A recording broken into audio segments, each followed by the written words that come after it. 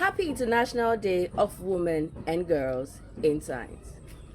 As a young black African woman in science, I've experienced a number of challenges. People often talk about the glass ceiling. However, in the corridors of science, that glass ceiling starts to feel like it was made of titanium. As a young woman in science, I've had several instances where people have questioned whether I really did my housemanship or house job. House job is a period where, right after medical school, you spend 2 years working for the government and in order to obtain your permanent license. So people have looked at my CV and the first question they ask is, how old are you? Did you really do your house job to attain these many publications?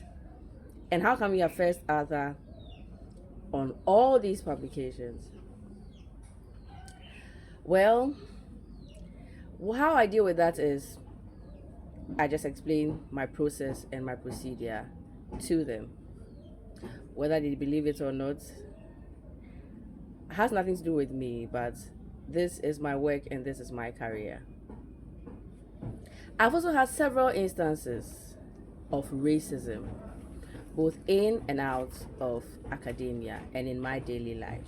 And most of the time, because racism often comes from a place of insecurity, what I do to handle it is I call them out.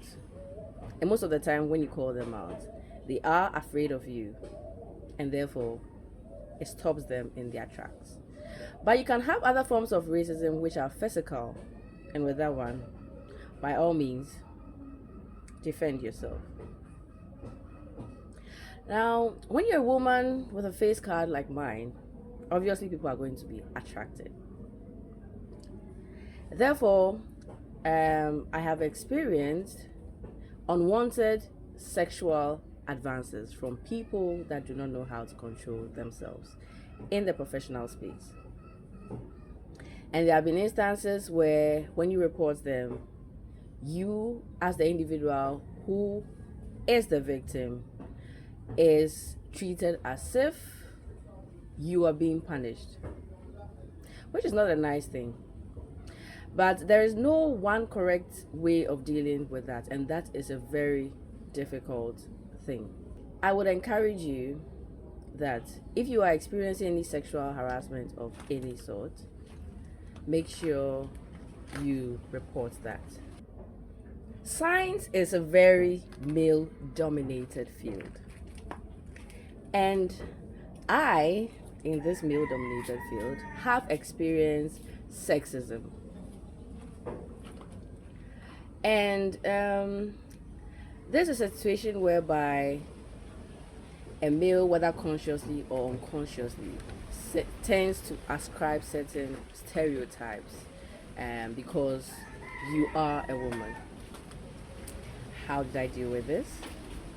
Well, the key words are boundaries and principles.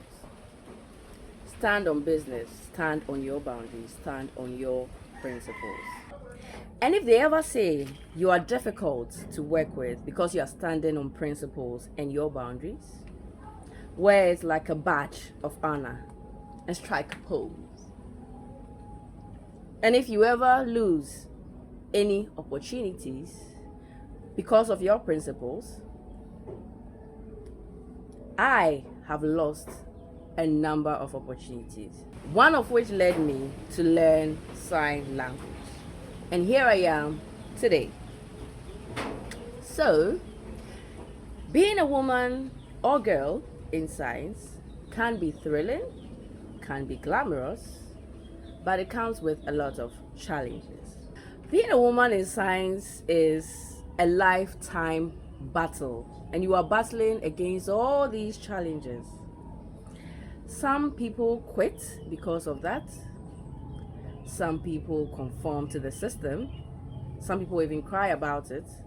Cry if you must, but I do not have time for crying because As you're crying, the deadlines for the grant proposals are calling, deadlines for manuscripts are calling, deadlines for your master's and PhD programs are calling. So I personally do not have the time to cry. But let's keep the sisterhood in science alive. Let's support each other. And happy International Day of Women and Girls in Science. Thank you.